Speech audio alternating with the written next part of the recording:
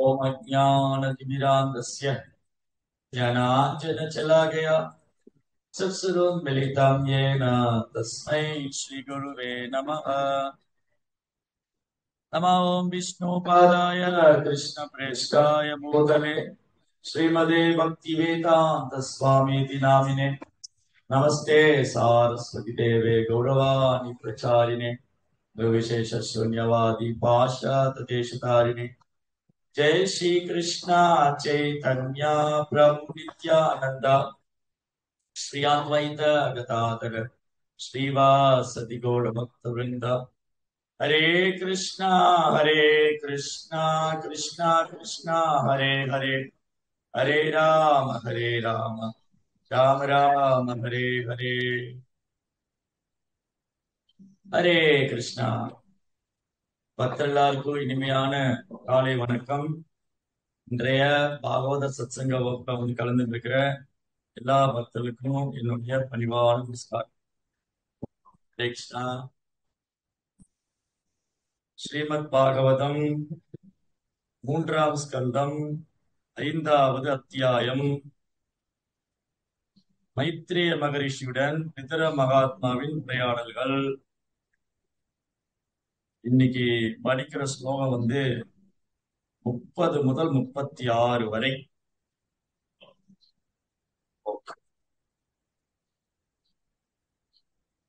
अहं तत्पात् विकुर्बाणान् मनो वैकारिकान् अभूत् वैकारिकाश्च ये देवा अर्थाविद्यवचनं यतः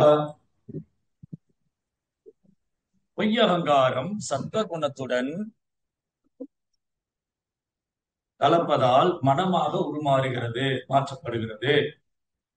பௌதீக உலகை ஆளும் தேவர்களும் கூட பொய்யங்காரம் மற்றும் சத்துவகுணம் ஆகியவற்றின் சேர்க்கையிலிருந்துதான் உண்டாகின்றன.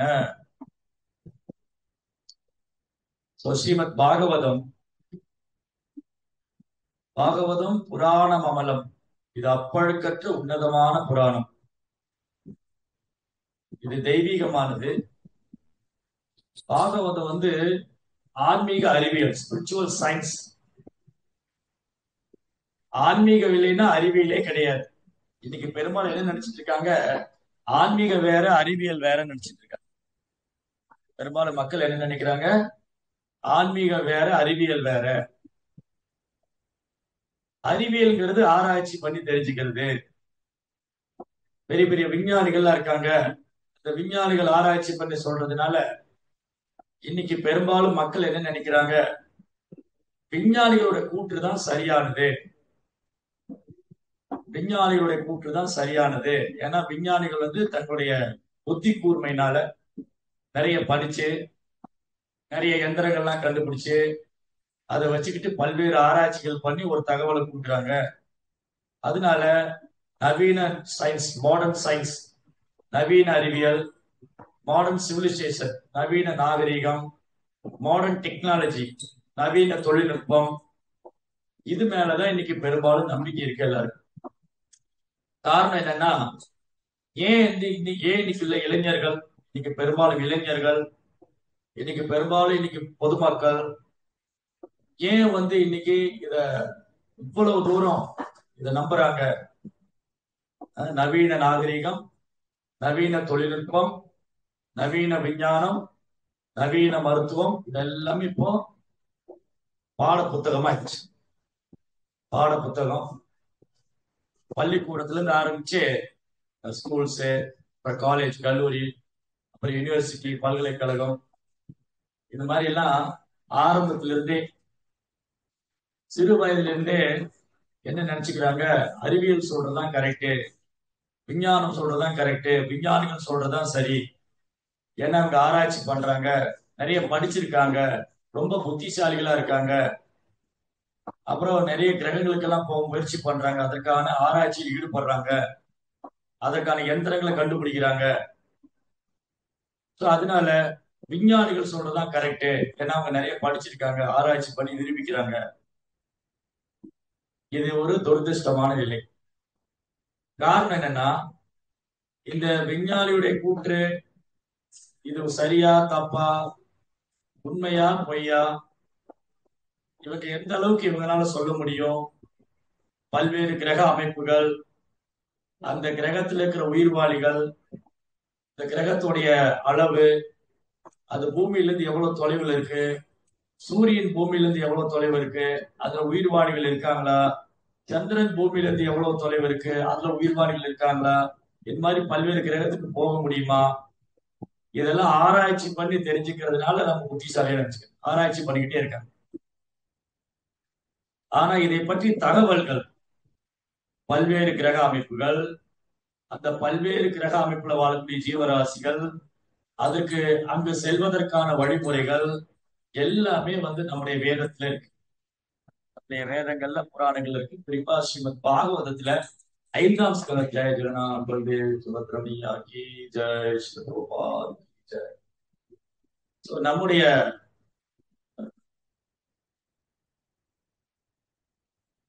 பாகவதத்துல 5ஆம் ஸ்கந்தத்துல இந்த பல்வேறு கிரக அமைப்புகளை பற்றியும், அந்த கிரகத்துடைய கால அளவு, இந்த கிரகத்துடைய சுற்றளவு எல்லாமே இருக்கு.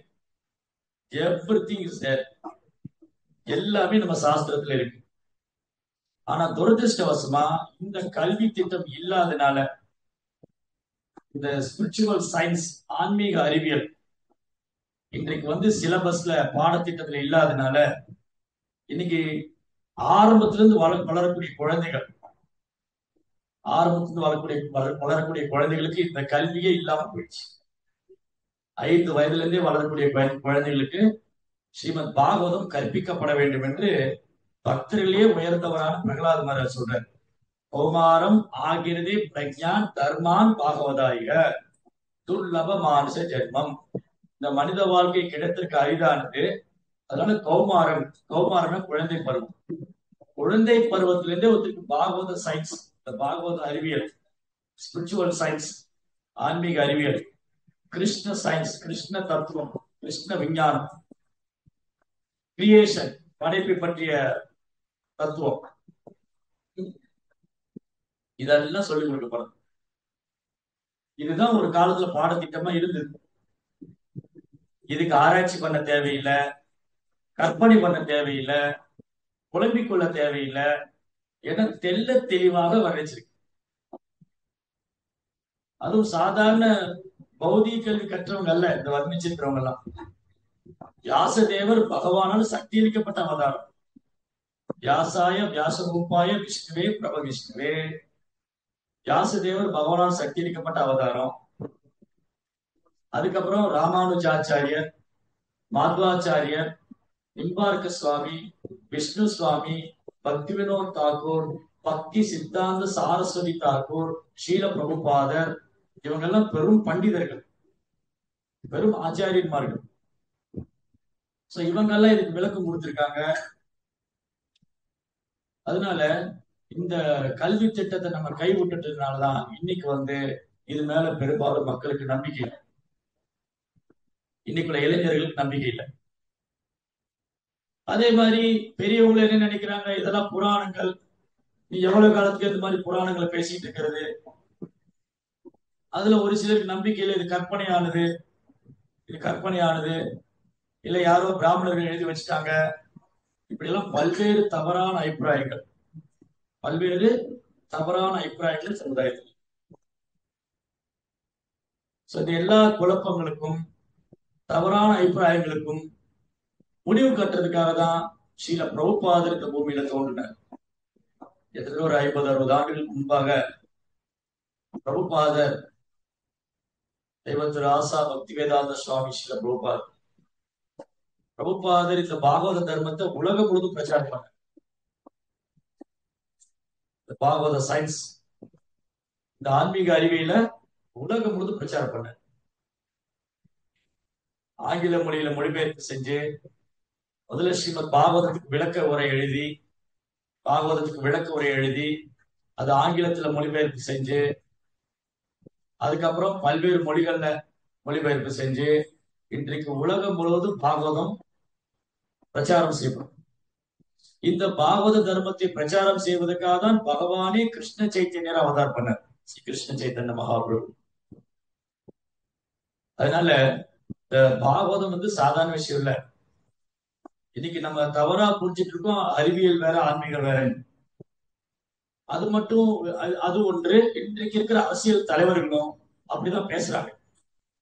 ஆன்மீகம் வேற, அறிவியல் வேற. நோ, ஆன்மீகம் இல்லைன்னா அறிவியலே கிடையாது. அறிவியல்கள் வேணா நினைக்கலாம் ஆன்மீகம் வேற அறிவியல் வேற. ஆனா அறிஞர்கள் ஒத்துக்குவாங்க ஆன்மீகம் இல்லைன்னா அறிவியல் இல்லை. ரைட்? ஏன் இதை வந்து அழுத்தம் திருத்தமா சொல்றோம்? ஏன் வந்து ஆன்மீகம் இல்லைன்னா அறிவியல் இல்லைன்னு அழுத்தம் திருத்தமா சொல்றோம்? ஏன்னா ஆன்மீகம் வந்து பர்ஃபெக்ஷன், பர்ஃபெக்ட். அது குறையுடையவங்க தொகுத்ததல்ல. குறைமதி உடையவங்க, அறிவில் குறைந்தவங்க எழுதுனது இல்ல. வேதங்கள் புராணங்கள்லாம் அறிவு குறைந்தவங்களோ இல்ல ஒரு சாதாரண மனிதனோ அல்ல வாழ்க்கையில பக்குவம் இல்லாதவங்களோ எழுதுனதல்ல. ஒரு சாதாரண மனிதன் எழுதியதல்ல வேதங்கள் தான். சரி, இப்போ உங்களுக்கு ஒரு கேள்வி. யார் சரியா பதில் சொல்றீங்க துவாதசி பிரசாதங்கள். ஜீவாத்முடைய 4 குறைகள் என்ன? பதில் தெரிஞ்சு கை தூக்கு. ஜீவாத்முடைய 4 குறை. நம்ம எல்லாருக்கும் ஒரு 4 குறை இருக்கு. நம்ம தான் குறை கண்டுபிடிக்கல எக்ஸ்பர்ட் ஆச்சு இல்லையா? நம்ம எல்லாருமே குறை கண்டுபிடிக்கல எக்ஸ்பர்ட், தேர்ச்சி பெற்றவங்க. ஜீவாத்முடைய 4 குறை என்ன? கை தூக்குங்க. ஜீவாத்மாவின் 4 குறைகள் என்ன? ஒரு கை மேல வரலையே.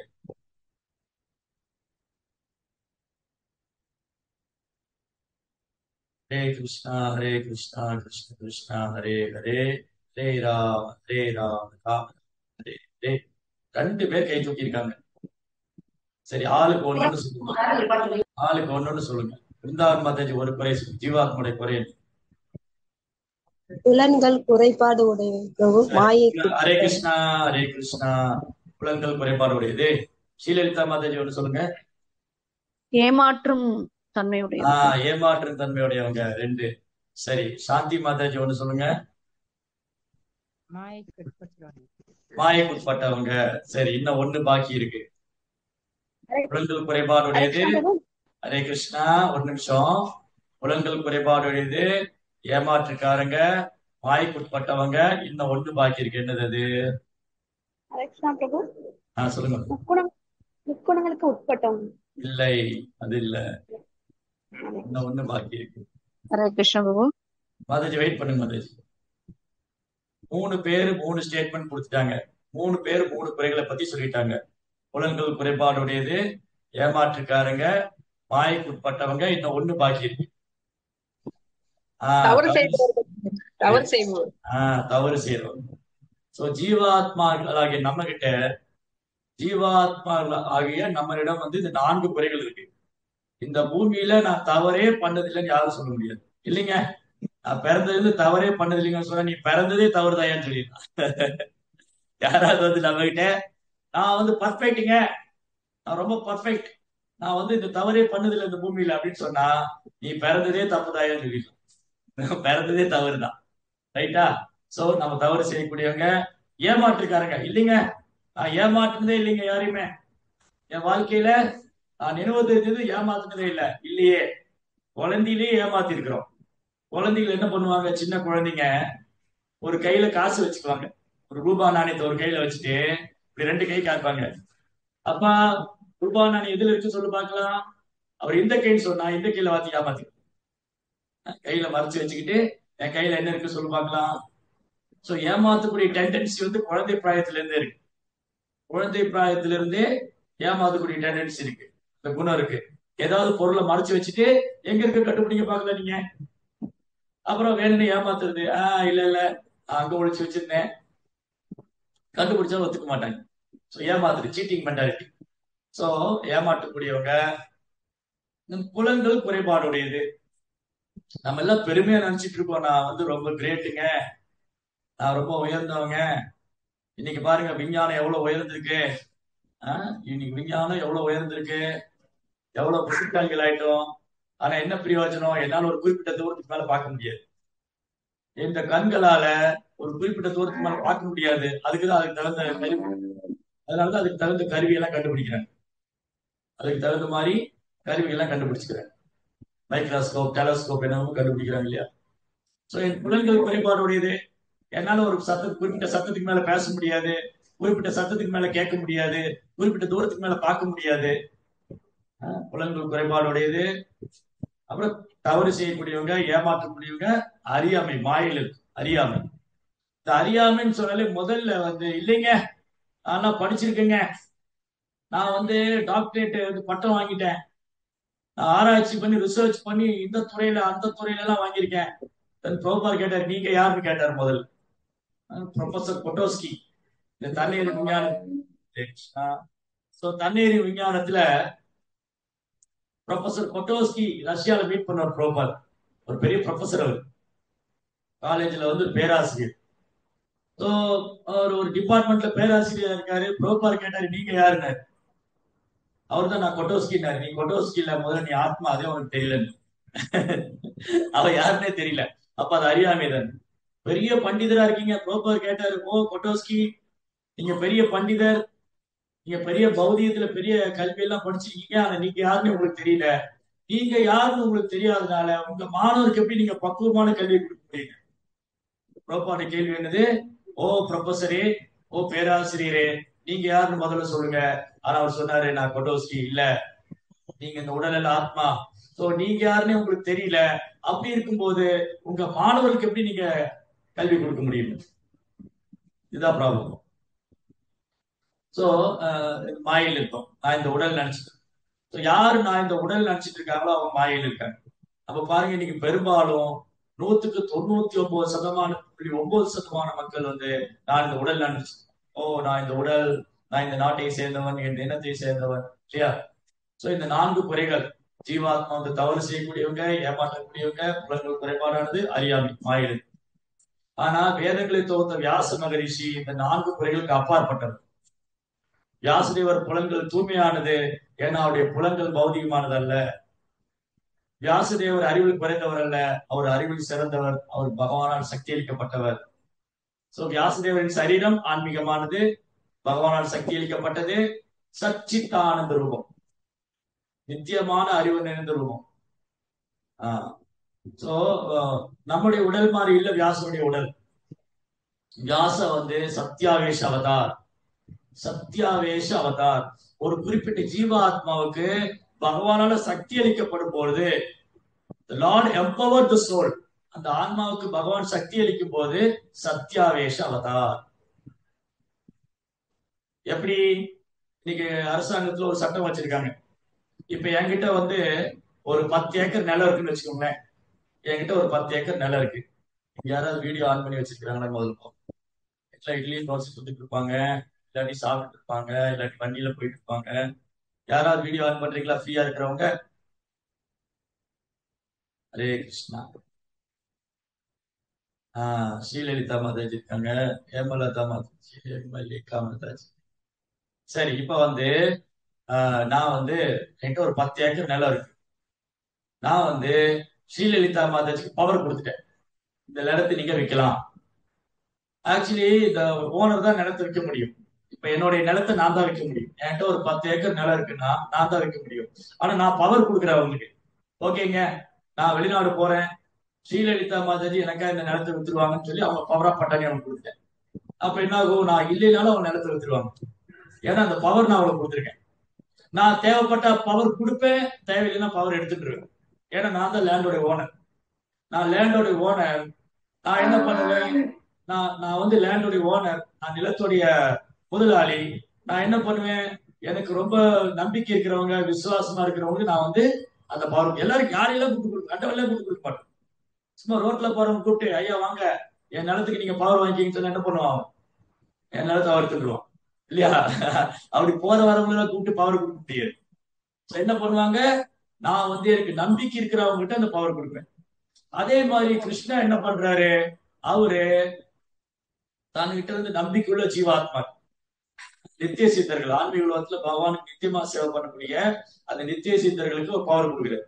ஓகே, நான் வியாசருக்கு பவர் கொடுக்குறேன். அவர் வேதங்களை தொகுக்கட்டும், வேதங்களை வகுக்கட்டும், அப்புறம் வேதங்களை கற்பிக்கட்டும், உபநிஷத்துக்கள் எழுதட்டும், புராணங்கள் எழுதட்டும், பாகவதம் எழுதட்டும், ராமாயணம் எழுதட்டும், மகாபாரதம் எழுதட்டும், பகவத்கீதை எழுதட்டும். இந்த பவர் கிருஷ்ணா கொடுக்குறாரு. கிருஷ்ணரால சக்தி அளிக்கப்பட்ட ஒரு வியாசதேவர். அப்போ என்னுடைய நிலத்துக்கு நானும் உரிமை கொண்டாடலாம், அந்த பவர் வச்சிருக்கிறாங்களா அவங்க உரிமை கொண்டாடலாம். ஓ, நீங்க தான் எனக்கு பவர் கொடுத்துருக்கீங்க, ஓகே நான் வந்து இந்த நிலத்தை தாவல் பண்றேன், இல்லை எழுதி கொடுக்குறேன், ஏன்னா ஆல்ரெடி நீங்க எனக்கு பவர் கொடுத்துருக்கீங்க. அதே மாதிரி கிருஷ்ணரால சக்தி அளிக்கப்பட்டவங்க கிருஷ்ணர் கொடுக்க முடியும். சோ கிருஷ்ணர் தான் தன்னை கொடுக்கணும், கிருஷ்ணர் தான் கொடுக்கணும். இல்ல கிருஷ்ணர் யாருக்கு சக்தி கொடுத்திருக்காரோ அவங்க கொடுக்கலாம். கிருஷ்ணா வந்து யாருக்கு சக்தி கொடுத்திருக்காங்களோ அவங்க கொடுக்கலாம். அதே மாதிரிதான் இந்த எப்படி ஒரு நிலத்தை வந்து சக்தி இருக்கிறவங்க கொடுக்க முடியுமோ, ரெஜிஸ்டர் பண்ண முடியுமோ, அதே மாதிரிதான் கிருஷ்ணரை பற்றிய ரகசியத்தை வந்து கிருஷ்ணரால சக்தி அளிக்கப்பட்டவங்க தான் சொல்லுவோம். கிருஷ்ணா பற்றிய ரகசியங்களை கிருஷ்ணரால சக்தி அளிக்கப்பட்டவங்க தான் சொல்ல முடியும். சோ படைப்பின் ரகசியம், சிருஷ்டிப்பு லீலா, பகவானுடைய நாம ரூப குணாதிசயங்கள் ஒண்ணு பகவானே சொல்லணும், இல்ல பகவான் யாருக்கு சக்தி அளிக்கிறாரோ அவர் தான் சொல்ல முடியும். அதனால எல்லோராலும் இதை புரிஞ்சுக்க முடியாது. டிஃபிகல்ட், வெரி டிஃபிகல்ட், ரொம்ப கஷ்டம். சோ யாரு புரிஞ்சுக்க முடியும், யாரு கொடுக்க முடியும்? கிருஷ்ணரும் கிருஷ்ணரால சக்தி அளிக்கப்பட்டவங்க தான். சோ அவங்கள ஃபாலோ பண்றவங்க தான் புரிஞ்சுக்க முடியும். பகவத்கீதையை பின்பற்றவங்க, பாகவதம் பின்பற்றவங்க, யார் பகவத்கீதை படிக்கிறாங்களோ, யார் பாகவதம் படிக்கிறாங்களோ அவங்களால புரிஞ்சுக்க முடியும் இந்த கிரியேஷனை பத்தி. படைப்பு, இந்த படைப்பு எப்படி உருவானது, படைப்பாளின்னு ஒருத்தர் இருக்கிறாரா, படைப்பு எப்படி நிகழுது, இந்த கிரியேஷன் எப்படி, படைப்பு எப்படி தோன்றியது, எப்படி கிரியேஷன் நடந்தது, கிரியேட்டர்னு ஒருத்தர் இருக்காரா, படைப்பாளின்னு ஒருத்தர் இருக்காரா, இல்ல இங்க காணது எல்லாமே நேச்சரா தானா வந்துருச்சா, இயற்கை தானா இயங்கிட்டு இருக்கா? இந்த கேள்விகளுக்கெல்லாம் தக்க பதில் அளிக்குது பகவத்கீதை, பாகவதம், ஆச்சாரியர்கள், குருமார்கள். இதை விட்டுட்டு நான் சொந்த முயற்சியில தெரிஞ்சுக்குவேன் அப்படின்னா பல ஜென்மங்களை ஆராய்ச்சி பண்ண தெரிஞ்சுக்க முடியாது. பல ஜென்மங்களை ஆராய்ச்சி பண்ணி ஒரு முடிவுக்கு வரலாம். ஆனா இந்த முடிவுக்கு நீ ஏன் இவ்வளவு காலம் எடுத்துக்கணும்? ஆல்ரெடி இருக்கு சாஸ்திரத்துல. இந்த முடிவுக்கு ஒருத்தர் ரொம்ப காலம் எடுத்துக்க வேண்டிய அவசியம் இல்ல, இது ஏற்கனவே சாஸ்திரத்துல இருக்கு. அதனாலதான் பிரபுபார் வந்து சொல்வாரு, பிரபுபார் என்ன சொல்வாரு, ஒரு குழந்தை அம்மாட்டு குழந்தை வந்தது. முதல்ல இந்த குழந்தைக்கு அம்மாவை தான் தெரியும். அது கண்ணுக்குட்டியா இருந்தாலும் சரி, அது ஆட்டுக்குட்டியா இருந்தாலும் சரி, அது மனித குட்டியா யாரா இருந்தாலும் முதல்ல அந்த குழந்தைக்கு அம்மாவை தான் தெரியும். அம்மா கிட்டதான் பால் குடிக்கிறாங்க, அம்மாவுடைய மடியில இருக்கிறதுனால அந்த குழந்தைய எங்க விட்டாலும் அம்மாவு கிட்ட வரும். இந்த குழந்தைய கீழே விட்டோடனே யார் தூக்குனாலும் அழகு நிப்பாட்டாது, அம்மா தூக்குன்னு அழகு நிப்பாட்டு. இது நேச்சர். சோ அம்மா வந்து சொல்லி கொடுக்குறா, இவதாண்டா அப்பா. அம்மா காமிச்சு கொடுக்குறா அப்பா யாருன்னு. ஓகே, இந்த குழந்தைக்கு அடுத்தது அப்பா யாருன்னு தெரியும். அதுக்கப்புறம் என்ன பண்ணது, குழந்தை அப்பா மேல நம்பிக்கை வந்த உடனே வேற யார்கிட்டயும் போகாது, அப்பா கிட்ட தான் போகும். சும்மா யாரு வேணா எடுத்துட்டாலே அப்பா, யாரு தூக்கி மடியில வச்சனே அப்பா ஒத்துக்காரு. அந்த குழந்தை வந்து அம்மா வந்து ஒரு ஆளை காமிச்சு இவன் தாண்டா அப்பான்னு. அதுக்கப்புறம் அந்த குழந்தை அப்பா கிட்ட தன்னை அப்படியே ஒப்படைச்சு, அப்பா தூக்கி மடியில வச்சுக்குவாரு, அப்பா தூக்கி கழுத்து மேல வச்சுக்கிறாரு, தோல் மேல வச்சுக்கிறாரு, குழந்தை அழறது. இதை வேற யாராவது மூணாம் மனுஷன் எடுத்து வச்சுட்டா குழந்தை அழும். அந்த குழந்தை தெரியவே அப்பா இல்ல. இது ரொம்ப ஈஸி, ரொம்ப சுலபம். அம்மா சொல்லி கொடுத்துட்டா தெரிஞ்சு போயிடும். இந்த குழந்தை ஒரு நாள் அம்மாட்ட சொல்லிச்சு, நீ அப்பா யாருன்னு சொல்ல வேண்டாம், நானே கண்டுபிடிக்கிறேன். என் அப்பா யாருன்னு நானே கண்டுபிடிக்கிறேன். பல ஜென்மமா கண்டுபிடிச்சா இந்த குழந்தை கண்டுபிடிக்கணும் அப்பா யாரு. அது அவசியம் இல்லை, ஆராய்ச்சி பண்ண வேண்டிய அவசியம் இல்லை, அதுக்கு நேரம் செலவழிக்க வேண்டியதில்லை, புத்தியை செலவழிக்க வேண்டியதில்லை. வேறு மணி அம்மாட்ட சரண்டர் ஆயிட்டா போதும். அம்மாட்ட சரண் அடிச்சுட்டா அப்பா யாருன்னு ஈஸியா சுலபமா தெரிஞ்சுக்கலாம். அதே மாதிரிதான் கிருஷ்ணா யாருன்னு உட்காந்து ஆராய்ச்சி எல்லாம் பண்ண வேண்டாம். கிருஷ்ணா யாரு, அவர் கடவுளா, அவர் முழு முதற் கடவுளா, அவர் தான் படைப்பாளியா, அவர் தான் படைக்கிறாரா, அவர் எப்படி படைக்கிறாரு, எங்கிருந்து படைக்கிறாரு, எங்க இருக்கிறாரு, என்ன பண்றாரு, ஒரு ஆராய்ச்சி தேவை. பாகவதம் படிச்சா எல்லாம் கிளியர். பகவத்கீதை பாகவதம் படிச்சா எல்லாம் தெளிவு. கிருஷ்ணர் யாரு, அவர் ஏன் முழுமுதற் கடவுள், அவர் எப்படி பிரபஞ்சத்தை சிருஷ்டிக்கிறாரு, எப்படி அதோட தொடர்பு கொள்றாரு, எவ்ரிதிங் இஸ் தேர். பாப்பா சொல்ற மாதிரி எல்லாமே இருக்குங்க, எல்லாமே இருக்கு. ஆனா துரதிருஷ்டவசமா இன்னைக்கு பேரளவான பௌதிக விஞ்ஞானத்தை நம்புறவங்க இதை நம்ப மாட்டேங்க. இதுல அவங்களுக்கு நம்பிக்கை இல்லை. இன்னைக்கு பகவத்கீதா பாகவதத்து மேல நம்பிக்கை இல்லை, ராமாயணம் மகாபாரதத்து மேல நம்பிக்கை இல்லை. ஏன் இது குறைஞ்சிட்டே வருது? ஏன்னா இவங்க பேரளவான பௌதிக முன்னேற்றம், பௌதிக நாகரிகம், இதுல கவரப்படுறதுதான் மாயை. சோ இந்த மாயையில் இருக்கிற முட்டாள் ஜீவாத்மா கர்த்தாகும் விதி மன்னியதே, தன்னையே கர்த்தா நினைச்சு. இதுதான் பொய் அகங்காரம். நம்ம போன வகுப்புல பொய் அகங்காரத்தை பத்தி பேசணும். இந்த பொய் அகங்காரம் தான் தடுக்குது நம்மள.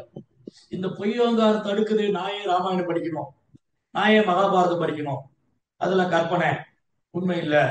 நாயை கோயிலுக்கு போகணும், அந்த கோயில் இருக்கிற விக்கிரகம் அது அங்க பகவான் இல்ல, அது ஒரு சிலை. இது எது? இந்த மாதிரியே திங்க் பண்ண வைக்குது பொய் அகங்காரம். இந்த பொய் அகங்காரம் 3 லெவல்ல இருக்கு. நீங்க சொல்றது பாகவதம். பொய் அகங்காரம் தமோ குணத்துல இருக்கு, பொய் அகங்காரம் ரஜோ குணத்துல இருக்கு, பொய் அகங்காரம் சாத்விகமான குணத்துல இருக்கு.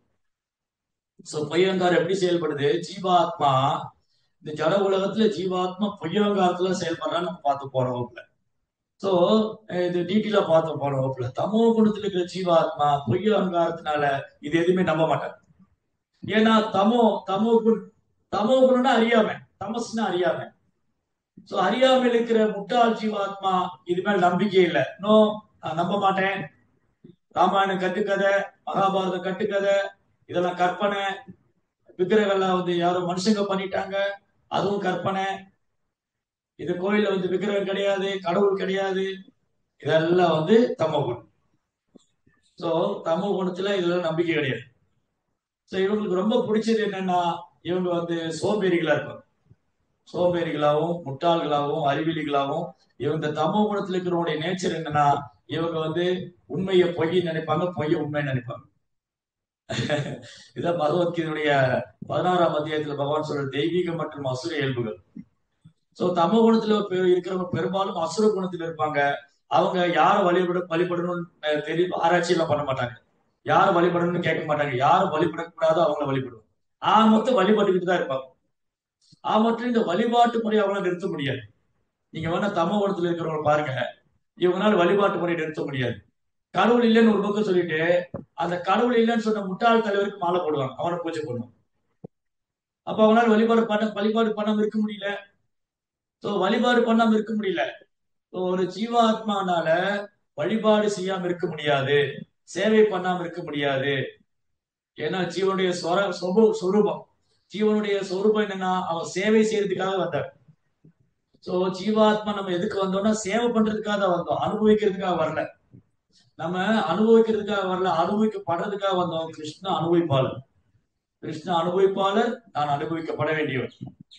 கிருஷ்ணா சேவை ஏற்றுக்கொள்பவர், நான் சேவை செய்பவர். இதுதான் நம்முடைய ஒரிஜினல் கான்ஸ்டிடியூஷனல் பொசிஷன்.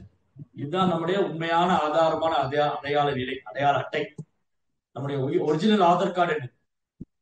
என் ஆதாரம் என் அடையாளம் சொன்ன ஆதார் கார்டுல எழுதியிருக்கு. ஆதார் கார்டுல கீழே என் ஆதாரம் என் அடையாளம். அப்ப இது உண்மை இல்லை. இந்த ஆதார் கார்டு நம்ம வச்சிருக்கோம் இல்லையா, அது உண்மை இல்லை. அது இந்த நாட்டுல பிறந்ததுனால இருக்கு நான் இந்திய நாட்டினுடைய குடிமகன், என்ன ஆதாரம் என் அடையாளம் சொல்றோம். ஆனா உண்மையில ஜீவாத்மனுடைய ஆதாரம் அடையாளம், நான் கிருஷ்ணாவுடைய உலகத்தை சேர்ந்தவன், நான் ஆன்மீகமானவன், நான் கிருஷ்ணனுடைய சேவகன். இதுதான் என்னுடைய ஒரிஜினல் ஆதார். என்னுடைய ஒரிஜினல் ஆதார் கார்டு என்னது? ஐ எம் கேர் ஆஃப் கோலோ விருந்தாவன். நான் கோலோ விருந்தாவனத்தை சேர்ந்தவன். My father is Krishna. எனக்கு அட்ரஸ் இருக்கு, எனக்கு உண்மையான தந்தை இருக்காரு, எனக்கு உண்மையான இடம் இருக்கு. இதுதான் ஒரிஜினல். சோ என்ன பண்றோம், நம்ம ஒரிஜினல் வச்சு டூப்ளிகேட் எடுக்கணும் இல்லைங்களே. ஆதார் கார்டு ஒரிஜினல் வீட்டுல வச்சிருக்கேன், அந்த ஒரிஜினல் டூப்ளிகேட் தான். நம்ம கையில வச்சிருக்க ஒரிஜினல் ஆதார் கார்டு டூப்ளிகேட் தான். ஏன்னா as long as நான் இந்த உடல் இருக்கிற வரைக்கும் தான் அந்த ஆதார் கார்டு. நான் இந்த உடல் இருக்கிற வரைக்கும் தான் அந்த ஆதார் அட்டை. இந்த உடலை விட்டா there is no use, value இல்லை. அதுக்கப்புறம் திரும்பி ஒரு நாட்டுல பிறக்கணும், அது எந்த நாட்டுல பிறக்கிறோம்னு தெரியல, அந்த நாட்டுடைய ஆதார் அட்டை. அது மனுஷனுக்கு மட்டும்தான், விலங்குகளுக்கு ஆதார் அட்டை கிடையாது. நான் அமெரிக்க கங்காரு, நான் இந்தியாவில் இருக்கிற ஒட்டகம், நோ. ஒட்டகம் தான், கங்காரு தான். அது எந்த நாட்டுல இருந்தாலும் அது விலங்குதான், அது விலங்குதான். அதனால இந்த போலியான ஆதார் அட்டையை வச்சு நம்ம விலங்கா வாழ்றத விட உண்மையான ஆதார் அட்டை எடுத்துட்டு பக்தரா வாழ்றது மேல். ஆனா இன்னைக்கு துரதிருஷ்டவசமா மக்களுக்கு இது புரியல. இது புரியாம எல்லாத்துக்கும் உரிமை கொண்டாடிட்டு நான் எனது என்னுடைய இதுதான் ப்ரோபார் கண்டிக்கிறேன். இதுதான் ப்ரோபார் காமிச்சு கொடுக்கிறேன் நம்ம என்னென்ன தவறு செஞ்சுட்டு இருக்கோம். சோ இதனால இந்த தமோ குணத்துல பொய்யாங்காரம் இருக்கும் போது, தமோ குணத்துல பொய்யங்காரம் தமோ குணத்தோட கலக்கும் பொழுது, நான்கிற பொய்யங்காரம் தமோ குணத்தோட கலக்கும் போது சோம்பேறித்தனம், முட்டாள்தனமானது, ஒரு சுறுசுறுப்பு இல்லாம இருக்கிறது, மந்த புத்தி, இதெல்லாம் கடவுளை மறுக்கிறது, இதெல்லாம் தமோ குணம். பொய்யங்காரம் ரஜோகுணத்துல கலக்கும் போது என்ன? பொய்யங்காரம் ரஜோகுணத்துல கலக்கும் போது புலன்பம் தான் பிரதானம். இந்த புலன்பத்துக்காக பல்வேறு திட்டங்களை தீட்டுவாங்க, கடினமா உழைப்பாங்க, இரவு பகலா திட்டம் போடுவாங்க. நான் அனுபவிக்கணும், நான் அனுபவிக்கிறதுக்கு தான் எல்லாமே. வயதானதுக்கு அப்புறம் அனுபவிக்க முடியாது, இருக்கிற வரைக்கும் எல்லாத்தையும் அனுபவிச்சிடணும். இது பொய்யவங்காரம் ரஜோகுணத்துல கலக்கு. பொய்யவங்காரம் சாத்வீகமான குணத்துல கலக்கும் போது அவன் கடவுளை ஏத்துக்குவாங்க. ஆனா பல்வேறு குழப்பங்கள் அதுல. கடவுள் உருவம் இருக்கா, உருவம் இல்லையா, அல்ல அருவரூபத்துல அவர் அணுகலாமா, உருவமற்ற தன்மையில அணுகலாமா, இல்ல இயற்கையை வழிபடலாமா, இல்ல தேவதை வழிபடலாமா, சோ மெனி கன்ஃபியூஷன். பொய்யங்காரம் ரஜோகுணத்துல கலக்கும் போது இது மாதிரி பல்வேறு. அடுத்தடுத்த ஸ்லோகம். பொய்யங்காரம் சத்துவகுணத்துடன் கலக்கும் போது மனம் உண்டாகிறது. மனம் எப்படி வந்தது? மனதான் சிந்திக்குது இல்லையா? மனம் சிந்திக்குது. மனம் சாத்வீகமா இருக்கும் போது மனதுல இருந்து இந்த எண்ணங்கள் சாத்வீகமானது. அதாவது பொய்யங்காரம், நான்கிற பொய்யங்காரம் சத்துவகுணத்தோடு கலப்பதால் மனமாக உருமாகிறது. இந்த மனம் தான் பல்வேறு எண்ணங்களுக்கு காரணம் அமையுது. அப்போ இன்னைக்கு நாம மட்டும் இல்ல, இங்க பாகவதம் என்ன சொல்லுதுன்னா, தேவர்கள் கூட இந்த 3 குணத்துக்கு உட்பட்டவங்க தான். ஏன் தேவர்கள் 3 குணத்துக்கு உட்பட்டவங்க? தேவர்களுடைய மனது சாத்வீகமான குணத்துல இருக்கு. அப்ப அங்கேயும் பொய்யங்காரம் இருக்கு. நான் அனுபவிக்கணும், இந்த சொர்க்கத்துக்கு நான் தான் தேவன், இந்திரன், நான் தேவேந்திரன், இந்த அப்சராசுல நான் அனுபவிக்கிறதுக்காக, இந்த தேவர்கள்லாம் எனக்கு சேவை பண்றதுக்காக. அங்கேயும் 4 பொய்யங்காரம் வந்துருட்டேன். தேவலோகத்திலும் 4 பொய்யங்காரம் வந்துருச்சு. காரணம் என்னது? தேவர்கள் நினைக்கிறாங்க மனதால இந்த சொர்க்கலோகம் நான் அனுபவிக்கிறதா கொடுத்திருக்காரு பகவான். பகவான் வந்து அனுபவிக்கிறதுக்காக கொடுக்கல, பகவான் சேவை பண்றதுக்காக கொடுத்திருக்காரு. இந்த ஜீவாத்மா, ஜீவாத்மா வந்து தாழ்ந்த கிரகத்துல இருந்தாலும் உயர்ந்த கிரகத்துல இருந்தாலும் அது பகவான் கொடுத்திருக்கிற அந்த வாய்ப்பு வந்து அனுபவிக்கிறதுக்காக, சேவை பண்றதுக்காக. ஆனா இந்த பொய்யங்காரம் என்ன சொல்லுது? நீ சேவை பண்றதுக்கு வரலடா, நீ சேவையை ஏத்துக்கோ, நீ அனுபவிக்கணும், உனக்கு நிறைய பேர் சேவை பண்ணுவாங்க. இந்த பொய்யங்காரம் என்ன பண்ணுது? ரைட், நான் தேவேந்திரன், இந்த விருந்தாவன வாசிகள்லாம் எனக்காக யாகம் பண்ணி கொடுக்கணும், அப்பதான் நான் மழை கொடுப்பேன். இந்த சொர்க்கம் வந்து நான் அனுபவிக்கிறதுக்காக நான் வந்து 100 அஸ்வமேத யாகம் பண்ணி இந்த இடத்துக்கு வந்திருக்கேன், நான் யாருக்கு இதை விட்டு கொடுக்க மாட்டேன். பதவி, பெயர், புகழ், இந்த மாதிரி ஆசை தேவர்களுக்கு. அப்போ தேவர்களும் முக்குணத்துக்கு உட்பட்டவங்க தான். ரைட். அடுத்தது பொய்யங்காரம் ரஜோகுணத்துல கலக்கும் போது புலன்கள் உற்பத்தி ஆகுது. இந்த புலன்கள் என்ன பண்ணுது? புலன்கள் பல்வேறு செயல்களில் ஈடுபடுது, பல்வேறு செயல்கள். அதுக்கப்புறம் பொய்யங்காரம் தமோ குணத்துல கலக்கும் பொழுது ஆகாயம் ஓசையிலிருந்து உண்டாகிறது, ஓசை தீவிர அகங்காரத்திலிருந்து உருவாகிறது. அதாவது ஆகாயம் பரமாத்மாவின் உருவ சின்னமாகும். அப்ப என்ன அர்த்தம்னா, பொய்யவங்காரத்தில் இருக்கிற பெரும்பாலான மக்கள் இந்த பொய்யவங்காரம் என்னதுன்னா, என்னுடைய உண்மையான நிலையை மறந்து இருக்கிறது. நான் கிருஷ்ணனுடைய சிறிய அம்சம், நான் கிருஷ்ணனுடைய சேவகன், நான் இந்த உடல் எல்லாம் ஆத்மா, அகம் பிரம்மாஸ்மி, இதை மறந்து இருக்கிறது தான் பொய்யவங்காரம். இந்த பொய்யவங்காரத்தினால ஒரு ஜீவாத்மா என்ன நினைக்கிறாரு? இங்க அடுத்தடுத்து சொல்றாரு. இங்க பிரபுபாதர் என்ன சொல்றாருன்னா, இந்த பொய்யவங்காரம் முதல்ல எப்படி செயல்பட வைக்கும்னா, சுயலாபத்துக்காக. நான் அனுபவிக்கணுமே, நான் அனுபவிச்சதுக்கு அப்புறம் தான் மற்றவங்களுக்கு எல்லாம். முதலில் அவன் சுயலாபத்திற்காக புலன் நுகர்வுக்கு பலனை எதிர்பார்த்து செயல்படுகிறார்.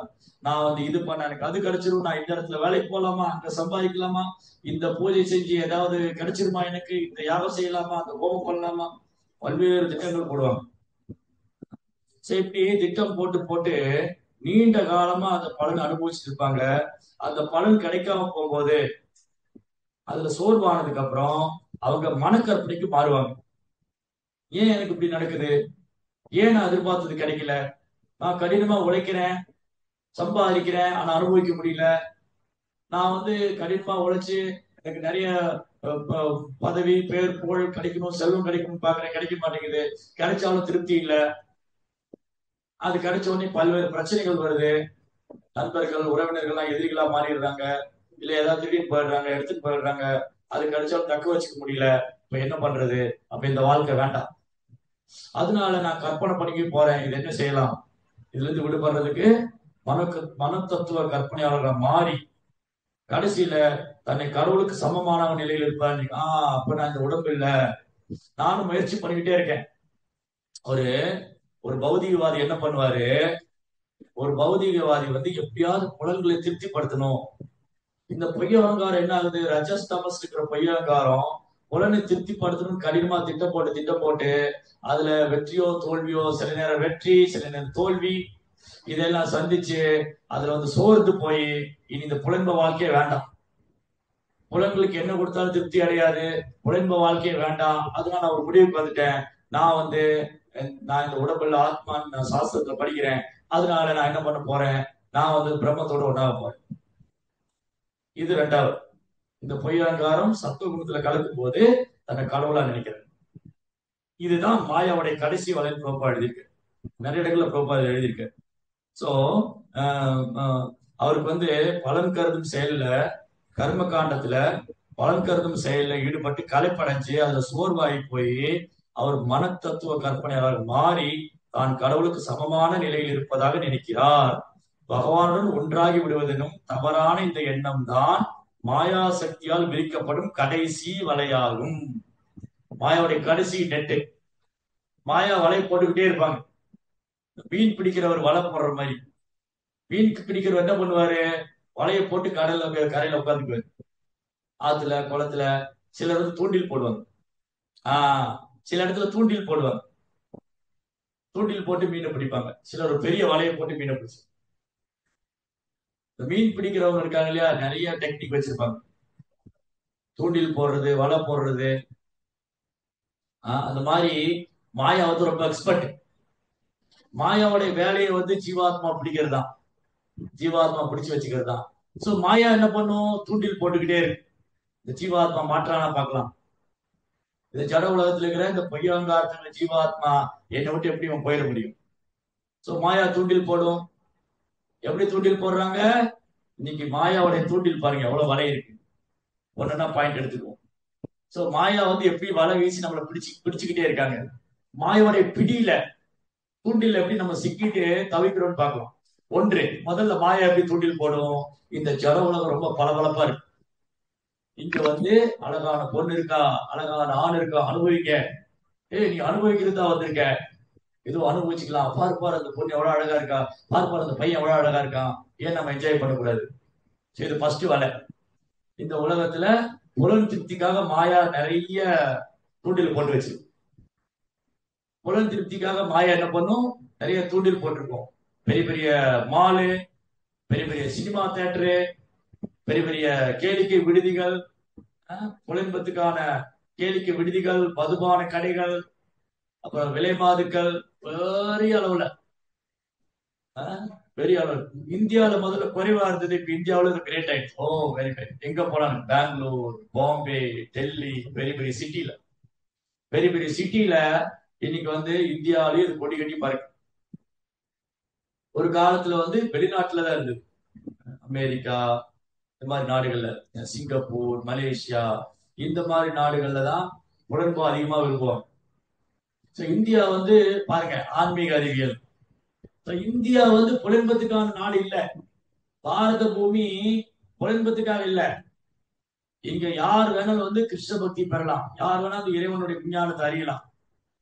அதுக்காக தான் டிசைன் பண்ணிருக்கு இந்த பாரத வருஷா.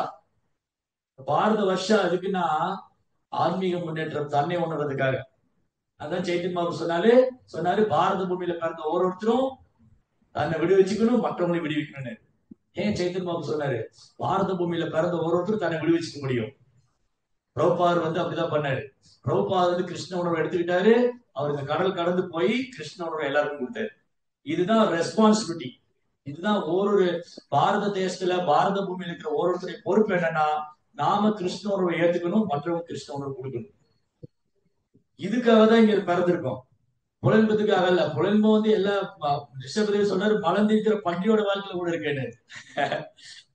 நியாயம் தேகு தேகு பாஜா நிர்லோகே கஷ்டான் காமான் அர்கதி பிற்புஜாங்கே தபோ திவ்யம் புத்திரஹ சப்தம் சோஜேத சியாத் பிரம்ம சௌக்கியம் தனன்யம். ஓய் நறுமை புதல்வர்களே, மைந்தர்களே, புலன்ப பின்னாடி ஓடாதீங்க, புலன்ப பின்னாடி ஓடாதீங்க, ஓடாதீங்க. அது மலம் தின்ற பன்றியோட வாழ்க்கையில கூட இருக்கு பாருங்க. நீங்க யாரா ஒருத்தர் சொல்லுங்க, நான் பன்னிக்குட்டி ஒண்ணு பார்த்த ரொம்ப ஒல்லியா இருந்தது. பன்னிக்குட்டி ஒல்லியா இருக்காது, அது பேட்டியா இருக்கு. ஏன்னா அது வந்து எப்பவுமே சாப்பிட்டுக்கிட்டே இருக்கு, எங்க என்ன கிடைக்கும்.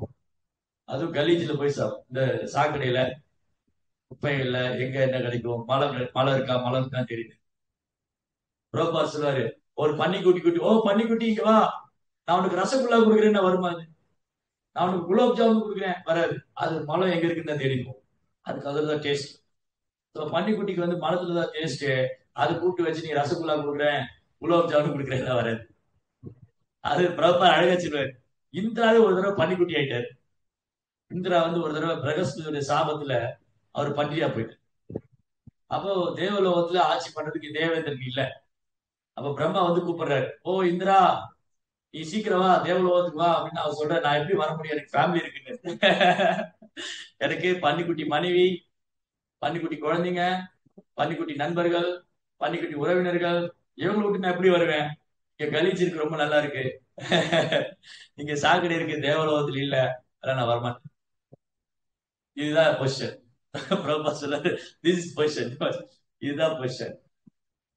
சோ இதுதான் அட்டாச்மெண்ட், ஸ்ட்ராங் அட்டாச்மெண்ட். சோ இது மாயாவுடைய ஃபர்ஸ்ட் வலை. மாயா முதல் வலை என்ன போடும்னா, இங்க பளபளப்பான விஷயங்கள் நிறைய காமிக்கும். இந்த ஜட உலகத்துல ஓ கேம்பிளிங் பண்ணலாம், சூதாடலாம், அதுக்கப்புறம் அவங்க சீட்டு விளையாடலாம், அதுக்கு ஒரு கிளப்புக்கு போகலாம், பாருக்கு போகலாம், கிளப்புக்கு போகலாம். இதெல்லாம் ஃபர்ஸ்ட் மாயாவுடைய ஃபர்ஸ்ட் வேலை. பாருங்க என்ன ஒரு பியூட்டினா, ஒரு பக்கம் மாயா வலை வீசிக்கிட்டே இருக்கு, இன்னொரு பக்கம் பக்தர்களும் வலை வீசுறாங்க. ரெண்டு வலை இருக்கு, ரெண்டு சர்க்கிள். ஒண்ணு மாயாவுடைய சர்க்கிள், இன்னொன்னு வைஷ்ணவ சர்க்கிள். ரெண்டுமே இருக்கு ஜட உலகத்துல. அது படைப்பின் ஆரம்பத்துல இருந்தே இருக்கு, படைப்பின் ஆரம்பத்துல இருந்தே இருக்கு. மாயாவுடைய நெட் இருக்கு, வைஷ்ணவோடைய நெட் இருக்கு. நம்ம பெரும்பாலும் மாயாவோட நெட்ல தான் இருக்கோம், மாயாவோட நெட்ல தான் இருக்கு. மாயா வலை வீசிட்டே இருக்கு. சோ என்ன பண்ணுது, ஒரு பக்கம் மாயா வலை வீசு, மாயா வலை வீசுது, தூண்டில் போடுது, நிறைய பேர் மாட்டிக்கிறாங்க. அது அந்த பளபளப்புல இந்த ஜட உலகமே மாயா, இந்த ஜட உலகமே மாயா சக்தியில தான் இயங்குது. பிரகிருதிய கிரியமானி குணை கர்மானி மூணு குணத்துல மாயா வந்து இயங்கிட்டு இருக்கு. சோ என்ன ஆகுது, அப்போ இந்த ஜட உலகத்துக்குள்ள எல்லா ஜீவனும் மாயினுடைய தூண்டில, ஏதோ ஒரு தூண்டில மாட்டிக்கிட்டாங்க. ஒண்ணு புலனின்பம், இல்ல வந்து புலன் சார்ந்த விஷயங்கள், காமம், ஏதோ ஒரு வகையில மாட்டிட்டு. இது மாயாவோட ஃபர்ஸ்ட் நெட் தூண்டில். அதுக்கப்புறம் இந்த மாயா இப்படி எல்லாம் மாட்டிட்டு இருக்கமேன்னு சொல்லிட்டு பகவான் என்ன பண்றாரு, அவரு இங்க இறங்கி வர்றாரு. ஏன்னா இந்த மாயிலிருந்து விடுபடுறது சாத்தியம் இல்லை, அவ்வளவு ஈஸி இல்லை. யோசிச்சு பாருங்க, நேற்று பாவத்துல படிச்சுட்டு இருந்தோம். பரீட்சித்து மகாராஜா வந்து தன் ராஜ்யத்தை திறந்துட்டு போறாரு. உலகத்துக்கே சக்கரவர்த்தியா இருக்கு, உலகத்துக்கே சக்கரவர்த்தியா இருந்த பரீட்சித் மகாராஜா 7 நாள்ல இறக்க போறன்னு தெரிஞ்சதுமே தன் மனைவி, குழந்தைங்க, குடும்பம், ராஜ்யம், அரியாசனம், குதிரைங்க, யானைங்க, சம்பத்து, செல்வம், எல்லாத்துக்கும் கஜானா எல்லாம் தூக்கி போட்டு போனாங்க. வெறும் உள்ளாடை கோமன் மட்டும்தான், கௌப்பின் மட்டும்தான் கட்டிருக்கு. இது எப்படி சாத்தியமாக யோசிச்சு பாருங்க. நம்ம கிட்ட ஒரு 3 சென்ட் ஒரு பிளாட்ல ஒரு வீடு வச்சிருக்கோம், ஒரு கார் வச்சிருக்கோம், 2 குழந்தைங்க, பேங்க்ல பேலன்ஸ், கொஞ்சம் நகை வச்சிருக்கோம். இதை விட்டு போயிருவோம். நம்ம வருஷத்துக்கு பார்க்கலாம் இங்க எவ்வளவு பேர் இருக்கோம். கிட்டத்தட்ட 26 பேர் இருக்கும். 26 பேர்ல இப்பவே ரெடி, நான் வந்து என்னுடைய மனைவி, என் குழந்தைங்க எல்லாத்துக்கும் நான் வந்து என் குருவுடைய சேவைக்கு போயிடுறேன். எவ்வளவு பேர் வரும், ஈஸி இல்ல அது, அவ்வளவு சாதாரண விஷயம் இல்ல. ஸ்ட்ராங் அட்டாச்மெண்ட் இருக்கும். ஐயோ எப்படி நான் என் குழந்தைய விட்டு வருவேன், எப்படி நான் என் மனைவியை விட்டு வருவேன், எப்படி நான் என் செல்வத்தை விட்டு வருவேன், இந்த வீடு நான் இறந்ததுக்கு அப்புறம் என்ன ஆகும், இவங்க ஒன்னா இருப்பாங்களா, சண்டை போட்டுக்குவாங்களா, ஏதாவது சண்டை போட்டு பிரிச்சு போயிடுவாங்களா, இந்த செங்கல்லாம் பிரிச்சுடுவாங்களா. ஓ மெனி திங்ஸ் இல்லையா, இட்ஸ் வெரி டிஃபிகல்ட். துரத்தியா வெல்ல முடியாது. மாயை வெல்றது அவ்வளவு ஈஸி இல்ல.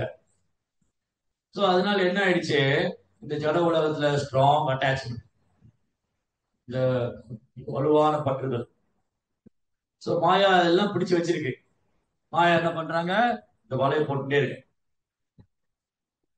மாயா சக்தி. சரி, இதுல வந்து ஒரு பக்கம் நடக்குது. நீங்க பெரும்பாலான மக்கள் இதுல இருக்காங்க. அதனால கிருஷ்ணா என்ன பண்றாரு, அவர் நேரடியாக இறங்கி வர, இறங்கி வந்து அவர் லீலை பண்றாரு. அதுல இந்த மாயில அடி வாங்கின சில ஜீவாத்மாங்க திரும்பி பார்ப்பாங்க. ஓ, இது வந்து கிருஷ்ணாவை நான் மறந்துட்டேனே, கிருஷ்ணாவை நான் மறந்துட்டேன், கிருஷ்ணாவுக்கு திரும்புவாங்க. ஸோ பகவான் வராரு, தூய பக்தர்கள் வர, ஆச்சாரியன்மார்கள். So, இவங்க என்ன பண்றாங்க, இவங்க ஒரு பக்கம் தூண்டில் போடுறாங்க, இந்த ஜீவாத்மா எப்படி நம்ம பக்கம் இழுக்கணும். இவங்களும் தூண்டில் போடுறாங்க, சுற்றுப்பயணம் செய்யறாங்க, பிரச்சாரம் பண்றாங்க. நீங்க மாயில இருக்காதீங்க, வாங்க, இறக்கி விட்டுரும், இவர் வந்து லாய்க்கு இல்லைன்னு.